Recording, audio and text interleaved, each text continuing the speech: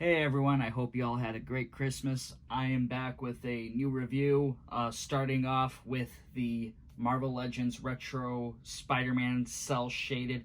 This figure was the Walmart exclusive that everyone's killing each other for right now. For some reason, when they were getting them in stores, there was only like 2 to a display, and those, like, whoever got there first pretty much bought them all. So that was a little bit crazy. This one I got from the pre-order, so very happy I was able to still get that and not have that canceled.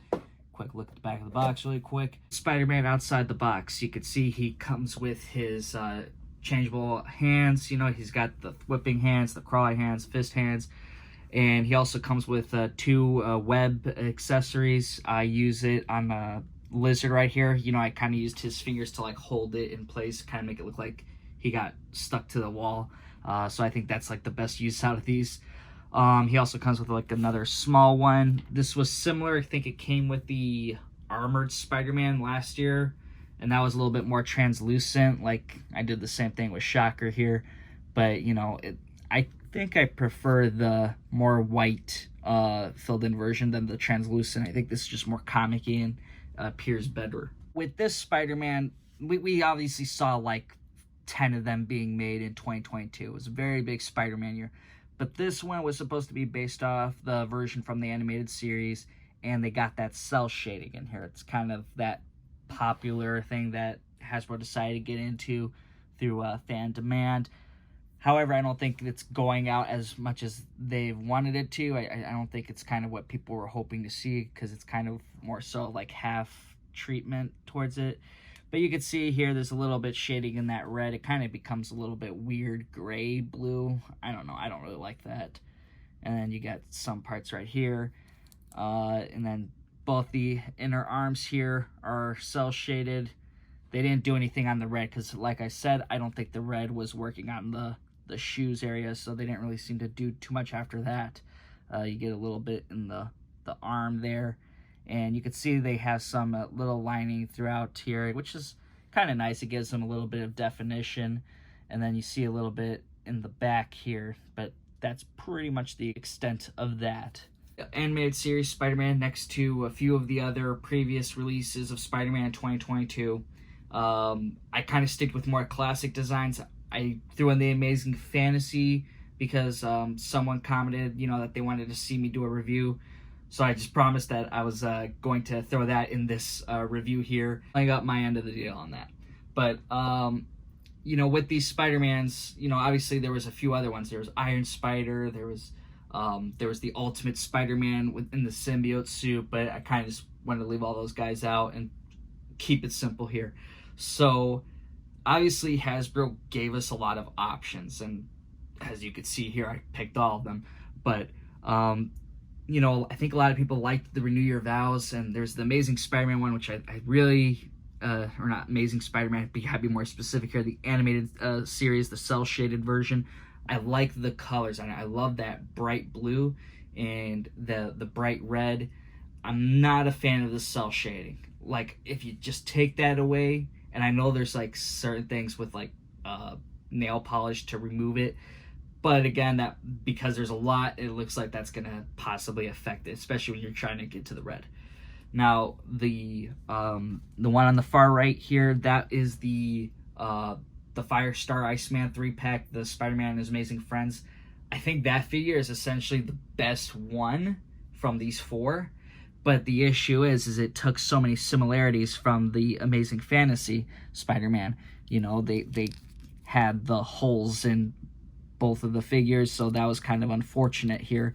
Obviously, they had a different symbol. I think the spider symbol matches more to the animated series version.